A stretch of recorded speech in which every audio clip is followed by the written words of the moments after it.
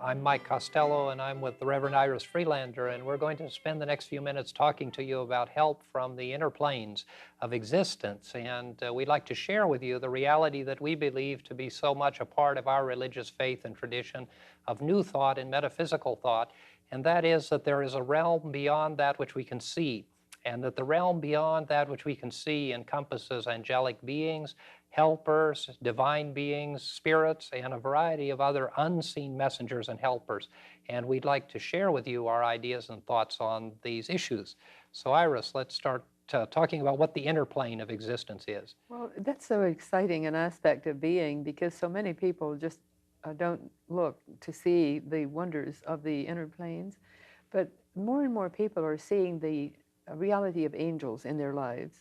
And I think that's where we could start with that because more people are familiar with the angelic guardian angels. And there's so many wonderful books now available, and more people are seeing the angelic beings. And as we've said so many times, we think there's the line between the third dimension and the fourth dimension and higher are getting thinner. And so they are more available. They're more visible now than ever before. But they've always been available and visible to us. And part of the reason is because if we doubt, then we're not going to see. And if we know the reality of them in our heart, then we will be more apt to see them. Yeah. Today we see such a resurgence of the idea of angels and the value of angels and the mission of angels. And of course, all of us can remember when we were children, the fact that angels were kind of a Christmas phenomenon, or maybe people from Catholic backgrounds always had an affinity or interest in guardian angels. But today there's a widespread interest in angels, and it's not only religious people, it's people of all walks of life. And angels too have become something different than the white billowy winged beings that we used to see in the pictures. Yes, well, those pictures were done by artists who saw the energy around the angelic being. And as they saw that energy around the angelic being, it went out in waves. And so as it went out in waves like that, they depicted it as angels, just as wings, just as they depicted crowns on royalty as being an actual crown, when really it was the energy of the crown chakra being vibrated outward. But when those artists saw the energies around the angelic beings and painted them in that way, then we took it for granted that they do have. And actually, we might see them as with wings because they can show themselves any way they wish. Those from the inner planes of being who are advanced enough to appear to us, and it takes advancement for them to appear to us, then they can show themselves any way they like and manifest in that way. Just as Jesus showed himself in his higher body, and he said, "Don't touch me because I'm not yet gone to my Father," because he was in his higher body. The shock would have been so great to the person who touched him that he would have died of the shock, because it wasn't grounded. And so, well, back to the angelic beings. There are those angelic beings who are with us always. Our guardian angel is always with us. He stands over our right shoulder. And then there are other wonderful helpers who are always available to us. And usually we have contracted to have them help us. We've contracted from the inner planes to help us, and they'll stand over our left shoulder. And there are so many available that it would be unimaginable, unbelievable, the number of beings from the inner planes who are here to help us. And there's something called the Galactic Federation, and they're working more fully with mankind today than ever before. And in part, they used to be known as the Great White Brotherhood, the Great White Brotherhood, and that was those beings who were more advanced, who worked with mankind. And there's so many more types and numbers of angels than we can conceive. The same is true of those other beings from the inner planes who help us. I'm sorry. So often we think of the fact that life is a small circle of people. And of course, we all understand and comprehend that the planet is filled with multiple millions of people. And often as children and as we grow up, we wonder, how in the world could God know everybody? And how can there be this connectiveness? But the reality is that in spirit, there are so many multiple millions of beings. And so when we think about the fact that this earth is populated by millions of people, then the spiritual realms are then populated not only with those who have been here on the earth plane and those who come back again, and those who are working on the earth plane, but those who are working in other areas that we don't know or comprehend ourselves. So we're talking about a huge group or a huge number of spiritual beings or spiritual entities, all of which are part of the hierarchy that God has created that transcends the physical world. Yes. So. And there are those different realms on the inner planes and they all have different names, and they are specific realms, and yet they can interact. And of course, there are the different dimensions on the inner, and in the fourth dimension, for example, they can't go higher to the fifth, sixth, and so forth dimension, but those from the higher dimensions can come down there, and so forth, right on up through the various dimensions of being. And so just as we have laws here on earth, the laws are effective on the inner plane as well. And the interaction takes place between the dimensions, or Right. what we would call dimensions, Correct. just as the interaction takes place between the invisible side of life and the visible side that we have come to know so much. Exactly. And they continue, or we continue working on the inner planes after we go over in death, just as we have here on earth. We don't just sit on a cloud and strum a harp. We have chores and things that we do, and we help others, and we have a specific work that we do. And usually we choose our own work because it's what we're guided from our higher self. It's just like here on earth. We should never try to usurp another's right to do whatever they want to do in life as a vocation or avocation, because we don't know where they're coming from the inner planes, that they need this to do this for specific reasons. Mm-hmm.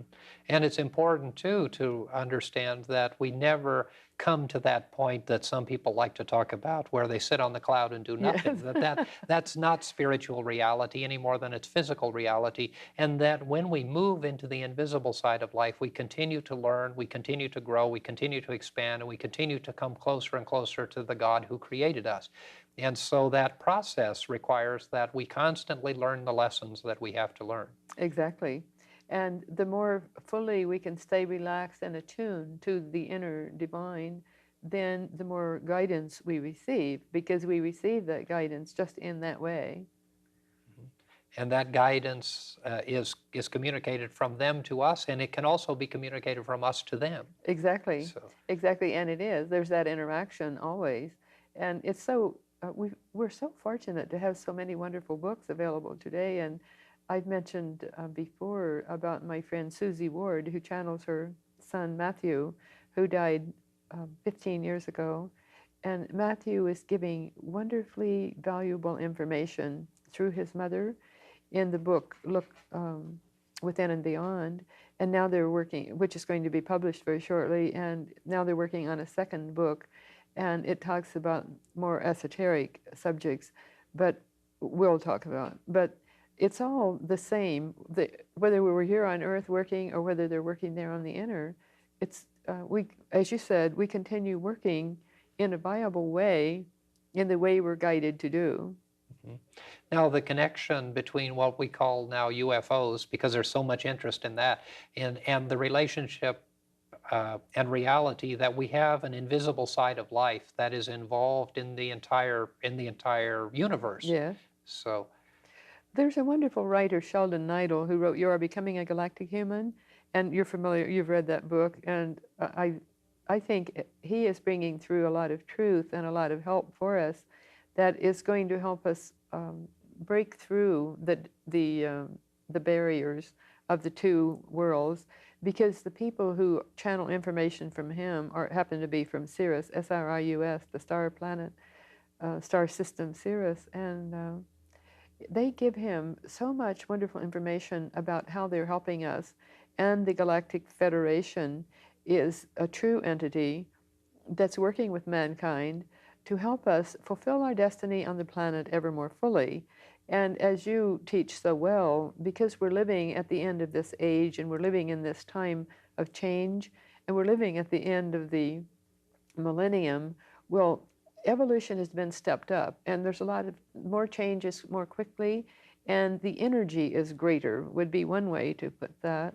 And so he's helping just as Matthew Ward is bringing the information through his mother, Sheldon Neidl is bringing this information from his people with whom he's in communication on the planet Sirius, the star Sirius. And according to them, there's going to be great changes in the world, even more than we've already experienced. And one of those changes is time. Time has been stepped up, and time has escalated.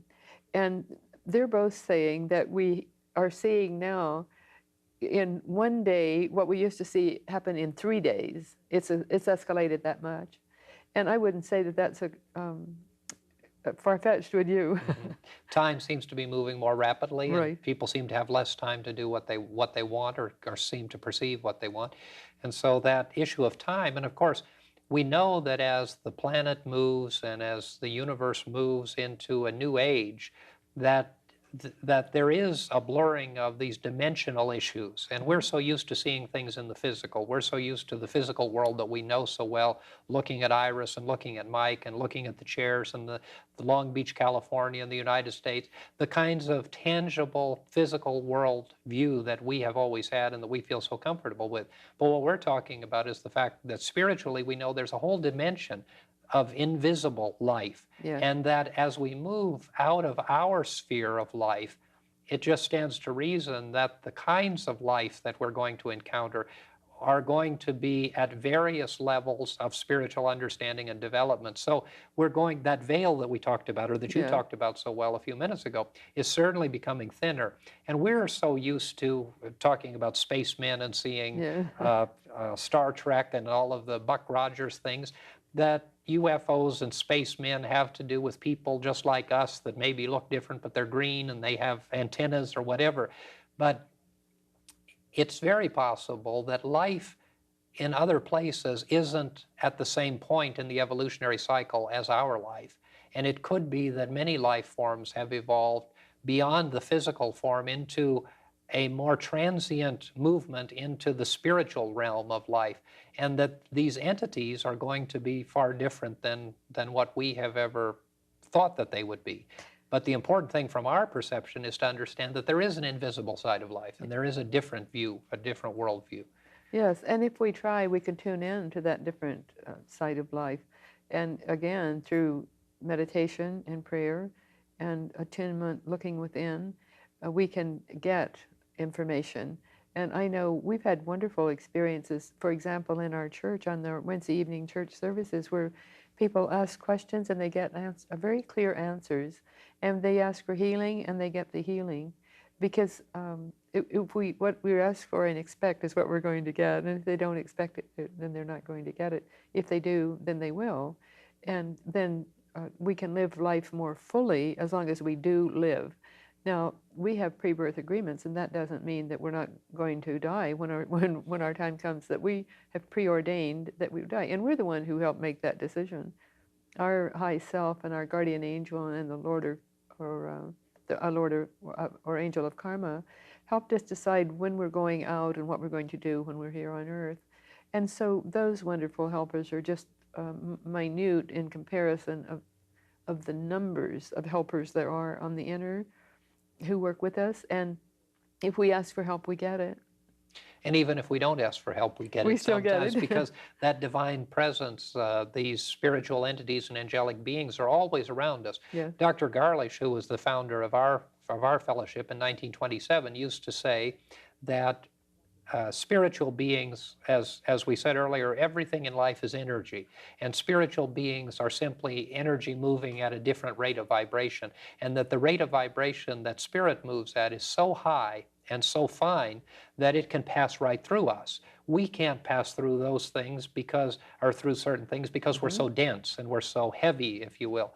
But that if the molecular structure were increased and if we were moving at a much higher rate of speed, we could move through walls. And so his view was that there was constantly spiritual life going on around us, and there was constantly spiritual presence, and that those on the other side were constantly physically with us right here in this time, and that they were guiding and directing and influencing us far more than we could ever imagine.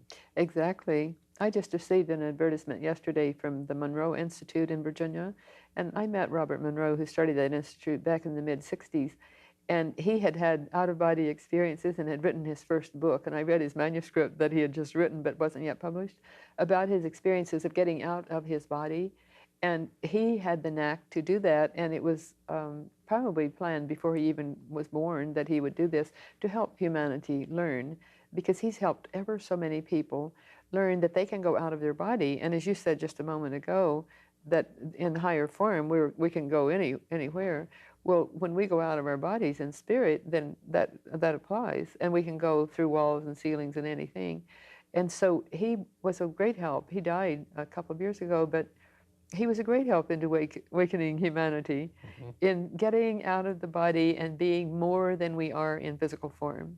And there's been so many wonderful teachers who have come in, and I think that's part of our time of being here, as we were saying earlier, during this period of time, because everything is being stepped up, and we need this greater knowledge and information. Tremendous advances in knowledge and awareness. When you were talking just a moment ago, I was thinking about the ability to move in spirit and move through things. We hear so often in the near-death experience, almost universally, when people are in a medical situation and they die clinically, they rise up out of their bodies and they'll talk so often about being on the ceiling, and then simultaneously or concurrently actually being in other places, seeing what other people are doing. And so this ability to move from place to place is something that's certainly difficult for us to comprehend. Yes, but we can do it, and anyone can do that, and we can do that. We can learn to do that in meditation, and we go out of our bodies and sleep all the time, and we know that. Everyone, I think, acknowledges that we do. So what would be the difference? We just do it in an unconscious state, and our angelic helpers are always there to make sure that we don't get in trouble when we're out of our bodies, and to help and guide us, and help us, guide us, direct us into the areas where we want to learn. Because it's the same thing on the inner that it is here on earth. We have the universities and the places of learning, and so we go there and learn when we're out of our bodies at night and sleep.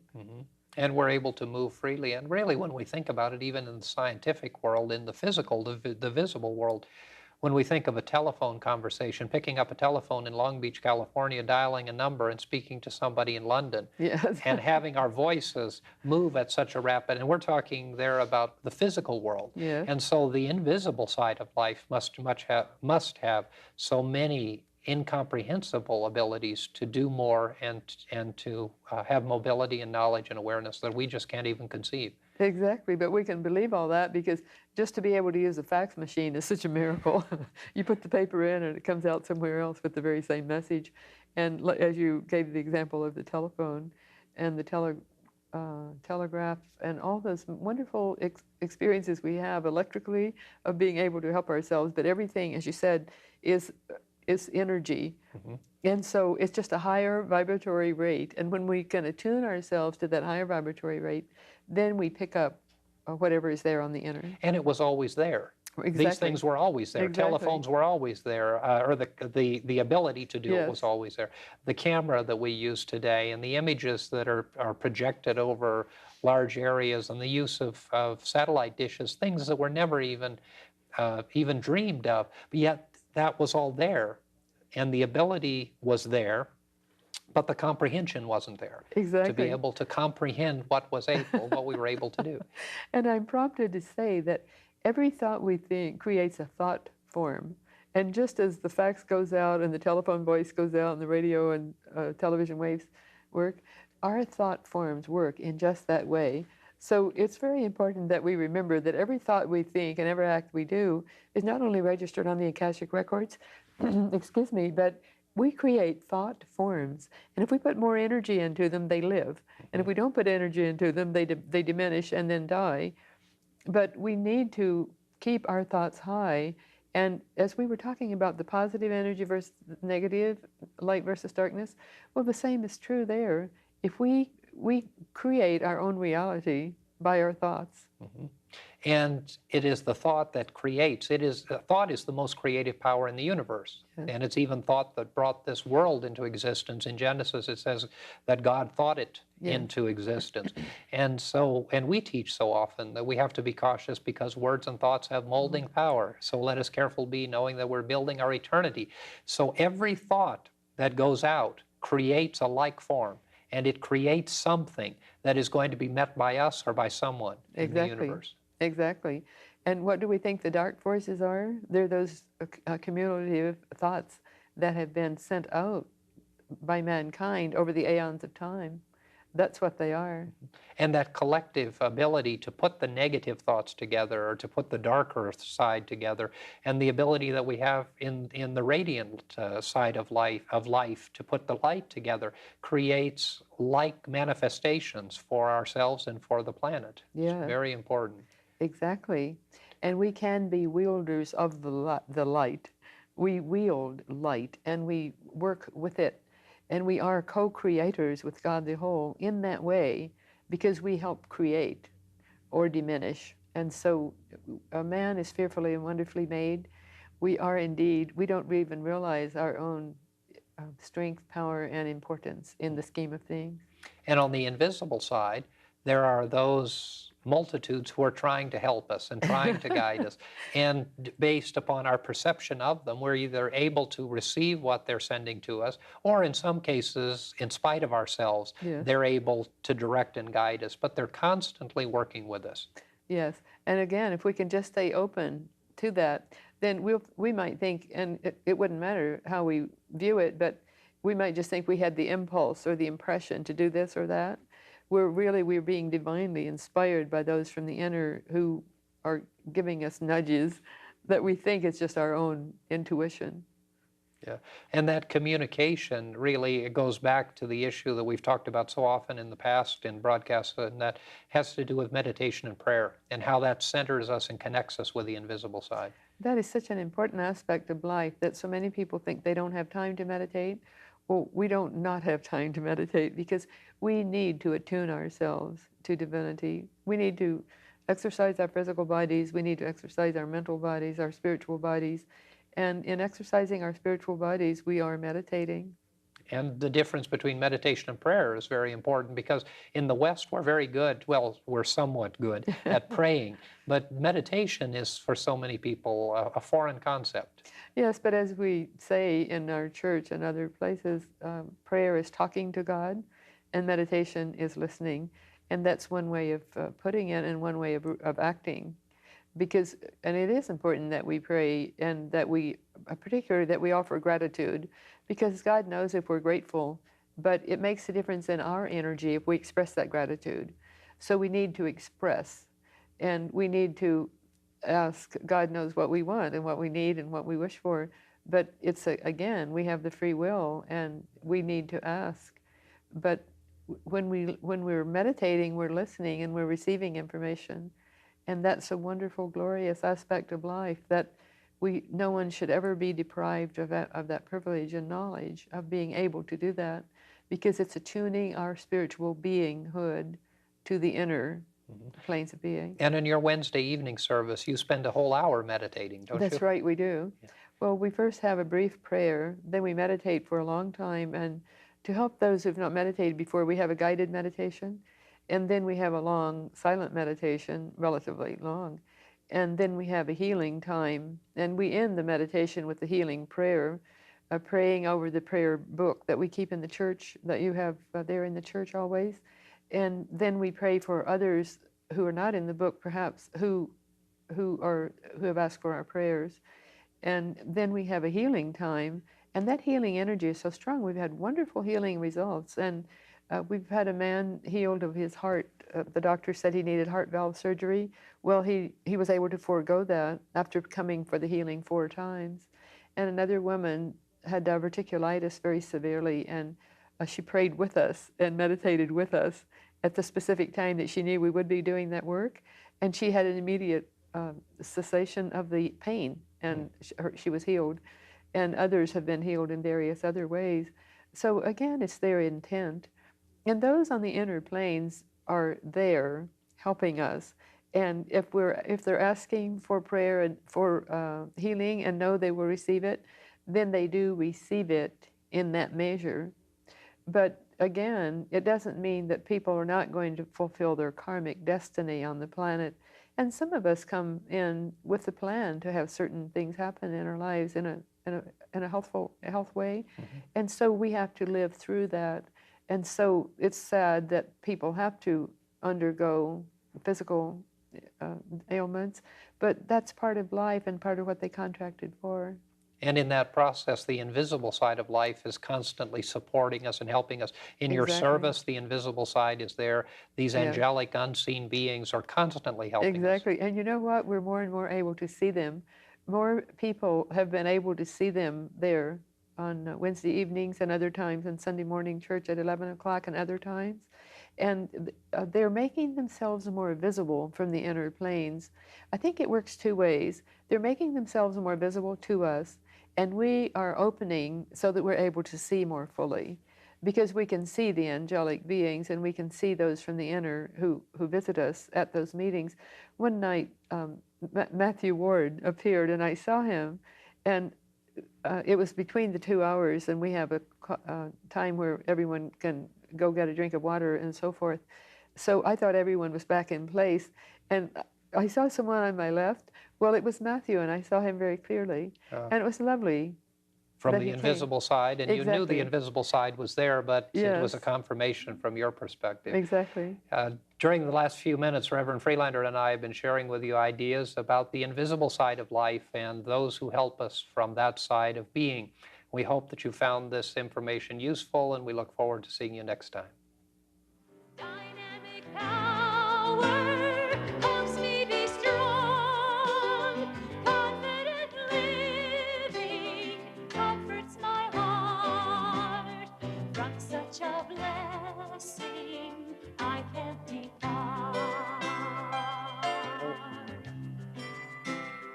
Confident living helps me expand visions of value, the kingdom at hand. Confident living, talent to win, gift of the Spirit moves from within.